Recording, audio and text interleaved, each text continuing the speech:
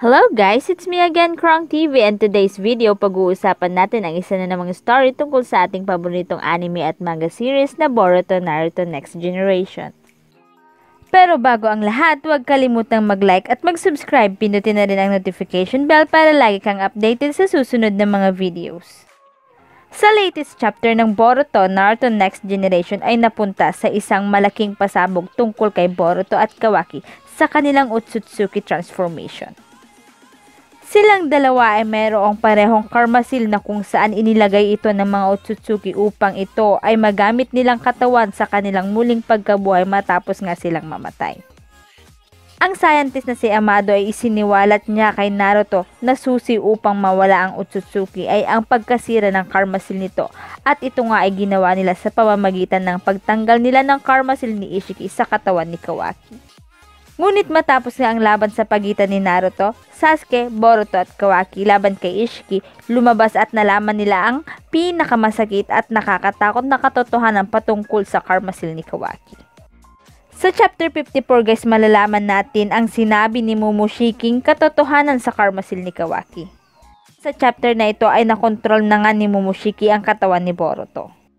Mistulang, sa chapter na ito ay nahirapan si Sasuke sa pakikipaglaban kay Momoshiki. Sinabi nga ni Momoshiki na blinak na nga niya ang space-time ninjutsu at ito nga ay isang malaking problema.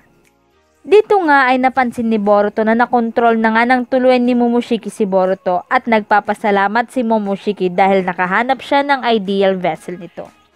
Later in, naalala ni Kawaki ang sinabi ni Boruto sa kanya na magkasama nilang tatalunin si Jigen, at sa sinabing ito ni Boruto ang naging dahilan on why Kawaki goes off Furoshiki.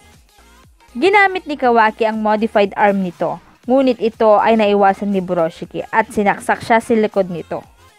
At dito nga sinabi ni Furoshiki na si Kawaki nga ang gagawin niyang pagkain ng Ten Tails.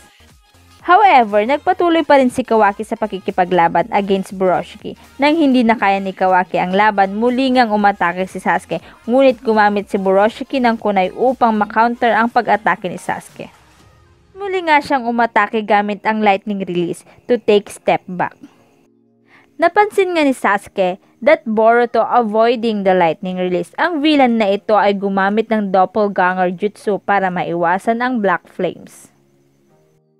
Matapos ngang hindi ma-absorb ni Furoshiki ang flame ay tinangka nga nitong iwasan at muli nga'y umatake si Sasuke ng fireball jutsu.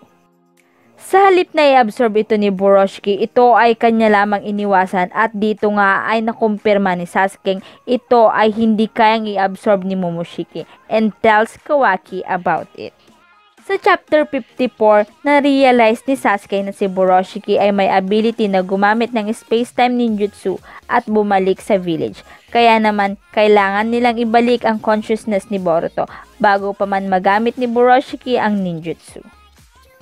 The plan is to use all the remaining chakra against Boruto at hayaang makontrol ni Boruto ang katawan nito. Bago pa man muling umatake si Furoshiki laban kay Sasuke, tinangka rin ni Furoshiki na i-absorb ang pag-ataking ito ni Kawaki using space-time ninjutsu, and the latter uses fire release para mapatumba si Furoshiki. Ang pag-ataking ito ay nagdala ng takot kay Furoshiki at dito nga ay nagkaroon ng chance si Boruto to fight back.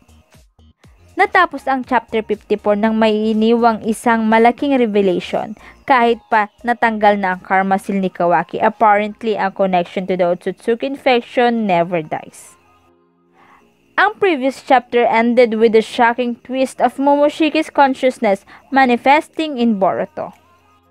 Sa chapter 54 ng manga, binigyan ni Momoshiki ng palaisipan si Sasuke, Naruto at Kawaki patungkol sa kung ano nga ba talaga ang nagagawa at process ng karma seal. Alam naman nating lahat na ang karma seal ay mistulang storage drive ng Otsutsuki essence na inilagay ng Otsutsuki upang makabalik sila mula sa kanilang kamatayan. Matapos nga nitong lagyan ng karma seal ang isang ideal vessel nito, kailangan muna nitong dumaan sa some stages over a long span of time hanggang sa ang vessel ay tuluyan ng maging Otsutsuki. At sa muling pagkabuhay nga nila, ang Otsutsuki are virtually immortal. However, ang shocking revelation nga ni Momoshiki or ni Boroshiki about the karma seal ni Kawaki is that kung ang karma seal ay inilagay na sa ideal vessel nito, the download process on the host begins at ang process na ito ay hindi napipigilan kahit pa ang seal ay masira.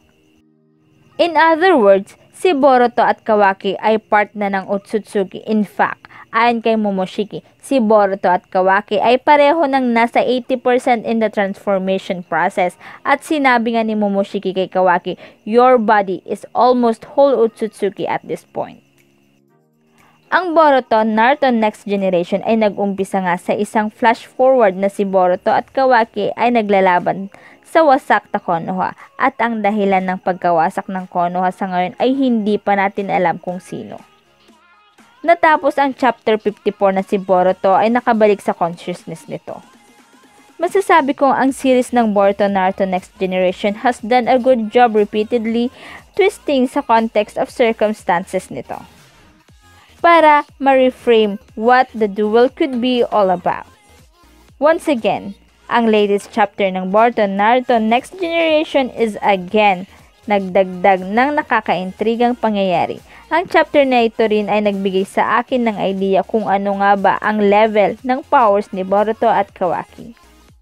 So guys, dito na nagtatapos ang video ito. Any comment and suggestion, just comment down below. Hope you like it!